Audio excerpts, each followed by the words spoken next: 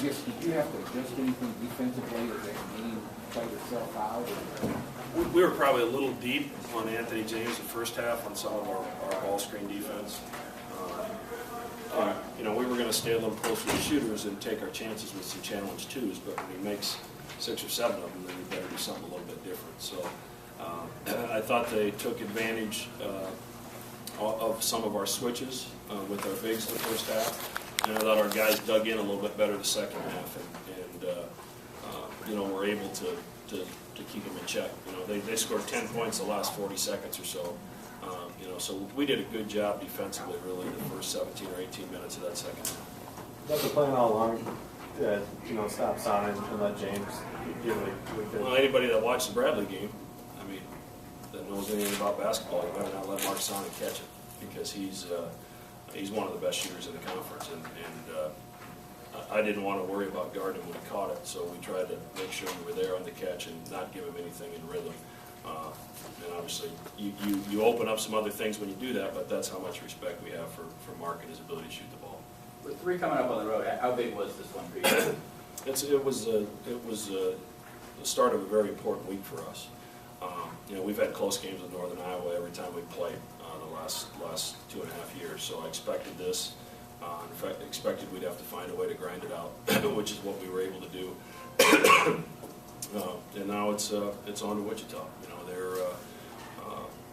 They're a game behind us in the standings, pending tomorrow night's game with Illinois State. But it's a great rivalry. It'll be an unbelievable environment there, but also a terrific opportunity for our team and for our program to go on the road and see if we can win in a tough environment like that.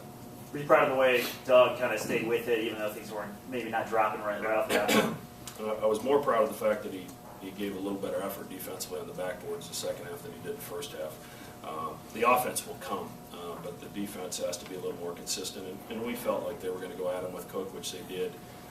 And he's going to make a few plays, but you got to make sure you don't give him easy plays on offensive rebounds, and I thought we did that. But we took advantage of a few switches that they had on ball screens and got dug inside. Will Artino came in and played fabulous.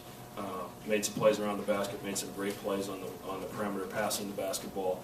On a night when we needed him, when Gregory was in foul trouble. Three more for Coach. As you grind through the conference season, how big is it for Will Artino to step up tonight, Nevin Johnson the last couple of nights? It's huge, because you're probably not getting through a season without anything happening. And obviously we had Josh's situation, and while I'm on that, I think I'm just going to.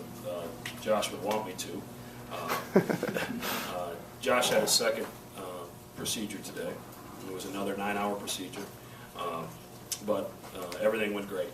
They feel like they've been able to fix the problems, and he was pretty excited tonight when he got out of recovery. So round 2 went better than round 1, and hopefully this is it for him for a while, and he can return to a little bit more of a normal life. But I know he would want everybody to know that he's doing fine. They'll keep him tonight, and then he'll be released tomorrow. But back to your question, we absolutely need Nevin and Avery and Will and Andre and Jeff to stay ready, because you never know. You never know when there's a sprained ankle or somebody's got the flu, and somebody else needs to step in. Unfortunately for us, we've had guys that have answered the bell when their number's been called. How do you think Doug's handled all the attention, and is there a danger of someone maybe letting it get to your head at all? No. Doug, as I've said before, Doug got to witness Harrison Barnes deal with it in high school.